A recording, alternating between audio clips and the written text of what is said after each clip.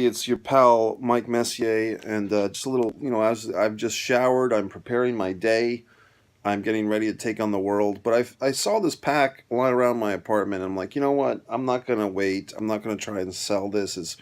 You're not gonna get much money for this. But let's try to open this. Let's see what happens. Let's see. I'll put you down for a moment, and you can see as I see the wonderment, the mystery. Of course, it's hard to open, but and I'm not gonna. Okay, folks. Hardest thing really is to open these damn things. It's 1994, so that's 25 years. That's a classic. Let's see who we start off with. Start off with our buddy Yokozuna, and I'll read the back. Yokozuna has stake in the World Wrestling Federation since joining it in 1992. No wonder. He weighs nearly 600 pounds and was a Japanese sumo grand champion. Yokozuna also uses vicious tricks to get ahead. At WrestleMania 9, he took the Federation title from Bret Hitman Hart, but only after Yoko's manager, Mr. Fuji, blinded Hart with ceremonial salt. The same night, Yokozuna lost the belt to Hulk Hogan, but shortly afterward got it back from the Hulkster. Okay, interesting. That's your Yoko. Really nice card if you're a Yoko fan. I think Yoko was in that secret society, the Bones, Slugs, and Harmony, or the South group, or whatever, the group that Undertaker ran. Now this one's a nice card. The Guns, Smoking Guns. These are signature cards. These are not personally signatured, I don't think, but it's going to be hard because I have to tilt it to read it. This says, Texans Billy and Bart Gunn are relative rookies in the World Wrestling Federation, but this tag team with a combined weight of 512 pounds already has gathered a considerable following of fans. We know that we have a way to go before we get into the top ranks of the Federation, says Billy. Bart adds, but we did it on the rodeo circuit, and we'll do it in the ring. So really selling that fucking rodeo guy bullshit. Good for them. I actually met the Smoking Guns once when they were a team. I was very young, and they signed these weightlifting gloves of my uncle's. Steiner Brothers, another great tag team, probably a little more established than the Guns. Let's see. Once again, it's a great shot of the Steiners if you're a Steiners fan.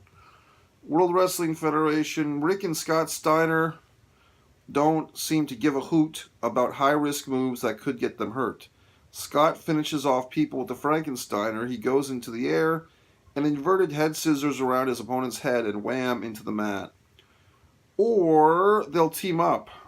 Atop Scott's shoulders goes the opponent. From the top rope, should be a common there, there's not. From the top rope, Rick smashes a foe with a forearm. Then Bulldog headlocks him into the mat. Somehow the Steiners don't get hurt, but their opponents do. So, I'm kind of saying they're stiff. Now this I have a personal connection to, as I've actually met two of the guys in this. Really got along with Mabel. Really nice Mabel, was a great guy. And so on and so forth. These rappers, I have to turn the card this way to read it.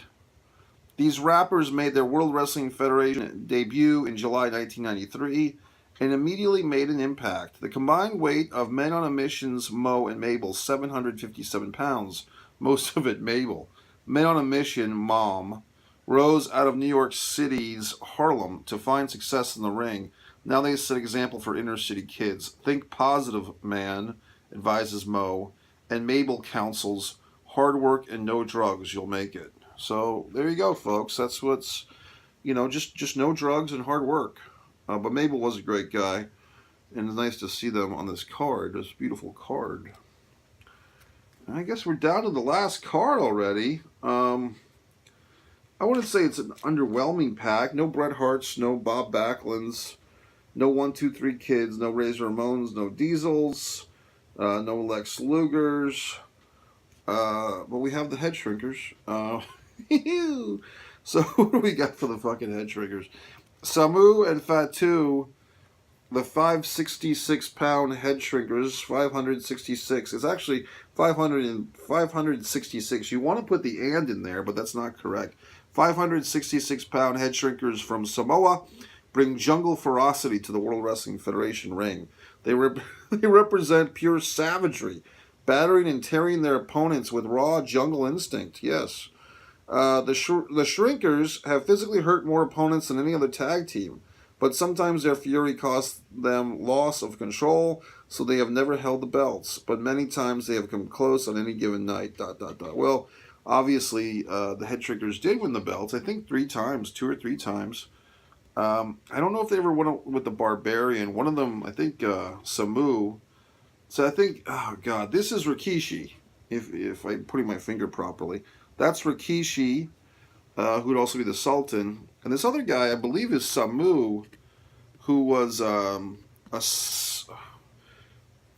thought he was like Sika's son. So in a sense, he would be Roman Reigns' much older brother, if that makes sense. But he'd have to be an older brother by about 20 years.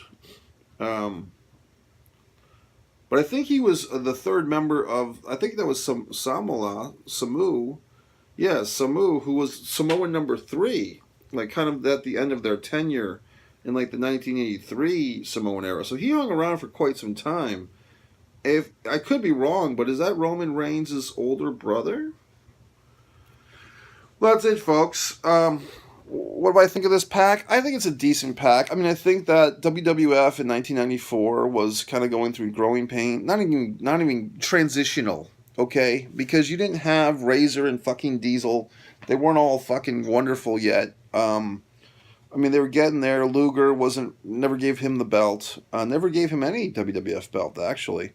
Davey Boy wasn't in this pack. So, I mean, this is, it's okay. Anyway, it's Mike Messier. Just thought I'd do a little unpackaging. Not all is evil in the goddamn world, but just most of it. Enjoy, Mike Messier.